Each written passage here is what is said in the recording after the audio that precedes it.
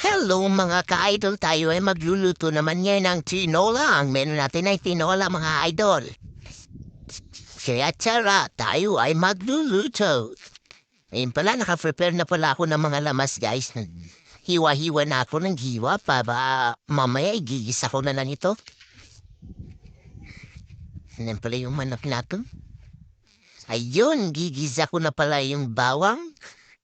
Papa golden brown lang natin yan mga idol.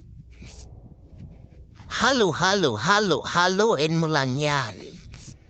At isusunod naman natin yung sibuyas.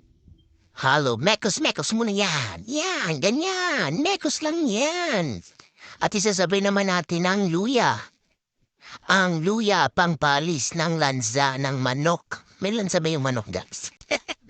O yan, nilagay ko na pala yung gulay, guys. Yung papaya for the healthy. Halo-haluin natin. Metos-metos lang yan. Ayun, pwede na. Ilalagay na natin yung chicken, guys. Ilalagay na natin yung manok at hahalu-haluin natin. Mekos-mekos lang yan. Mekos-mekos. Food, bro. Ayun, halu-haluin lang natin mga ka-idol. Halu-halo. Halu-haluin lang natin mga idol yan.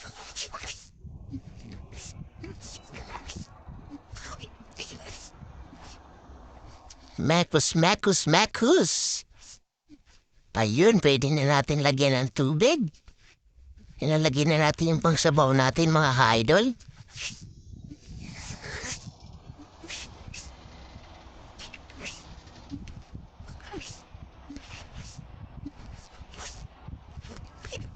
Tapos niyan, hihintayin na lang natin yung kumulo. At ilalagay natin yung mga panghalo. Ang sarap nito sa maulan na panahon. Dahil maulan ngayon guys, sarap nito humigop ng sabaw. Yun, nilagyan ko rin pala yan ng sili.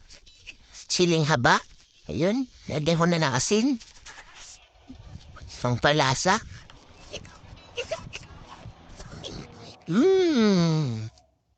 Tikman natin ulit para hindi ko nalisahan. Yun, masarap na. Pwedeng-pwede na to, mga ka-idol. Sarap nito, humigop ng sabaw sa mainit na panahon. Thank you for watching. Si Ramsa na!